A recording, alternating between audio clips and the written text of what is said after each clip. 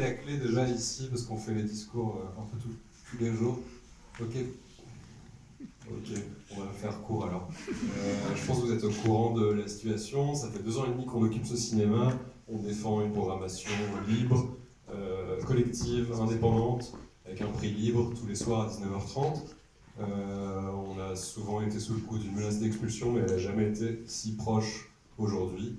On a reçu un avis d'expulsion le 24 janvier qui nous sommet de rendre les clés avant le 31 janvier au soir, ce qu'on ne fait pas, on les garde les clés. Et on est toujours là, malgré une expulsion qui était vraiment prévue le 1er, 2 ou 3 février. Donc on est le 8, je crois. Et on est toujours là, et c'est grâce à vous, c'est grâce à tous les soutiens qu'on a eus. On a organisé en 48 heures un festival de 2 semaines qui là, est sur sa 3e semaine, avec plus de 78 films, 50 projections, on ne s'arrête pas, on ouvre à 6 heures. Donc c'est des portes ouvertes contre la fermeture du cinéma de 6h à 23h tous les jours.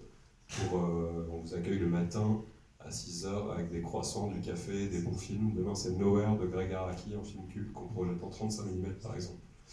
C'est notre meilleur soutien, c'est de venir aux séances.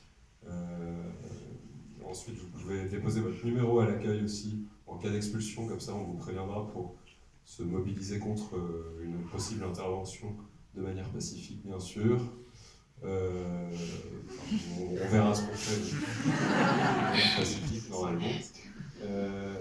Et donc là, on a quand même une belle victoire d'avoir repoussé cette première expulsion. Nous, on a un projet, il est viable, il est chiffré, c'est un peu un truc inédit, on n'est pas un ciné, un DA RSC du 5e, on veut être un lieu intermédiaire de création et de diffusion cinématographique. Donc on a aussi créé un Studio 34 qui accompagne des jeunes cinéastes. On a la Petite Évasion, on accompagne des enfants tous les mercredis après-midi en partenariat avec la mairie du 5e, la mairie du 13e, donc des centres de loisirs, des écoles. On fait plein de choses, plein de projets tout le temps. Et ça montre la mobilisation qu'on a depuis 2 semaines. On a fait plus de 4000 entrées. Que en fait, ce lieu est important et à défendre pour la culture, une zone artistique à défendre. Et on va continuer à se battre pour le défendre. Pas tout le monde nous a lâchés, le propriétaire ne veut pas nous parler, le CSE de la Caisse d'Épargne, le groupe SOS qui veut racheter pour nous sauver, mais on n'a pas besoin d'être sauvé, on n'en veut pas.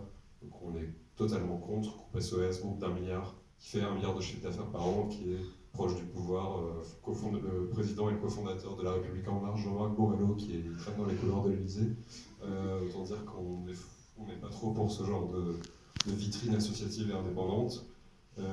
Et nous, on occupe le cinéma depuis 2 ans, on le fait vivre, on le fait fonctionner, on sait le faire fonctionner, et on prouve tous les jours que c'est un lieu important et à défendre.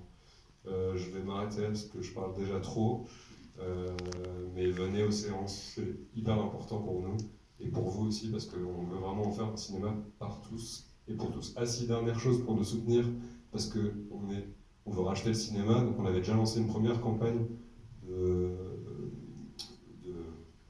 crowdfunding pour les petits donateurs, et on voulait continuer en allant chercher des mécènes et des gros sous, sauf qu'on est bloqué parce que le propriétaire ne veut pas nous parler.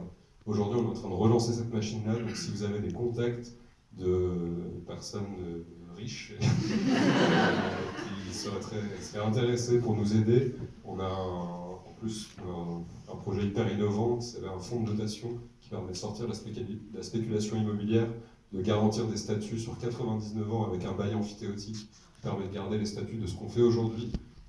Et donc ça sépare la propriété patrimoniale, qui est le fonds de dotation, la structure qui rachète, de la propriété d'usage, qui est l'association qui occupe et s'occupe du lieu selon les statuts confiés par le fonds de dotation. Bref, on pourra en parler à la sortie, on est plusieurs à connaître ces trucs techniques, mais amenez-nous des gens riches et on va le racheter. Voilà.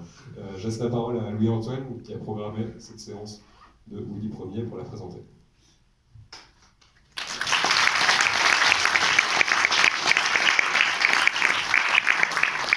Bonjour à toutes et à tous, donc, je vais être assez bref.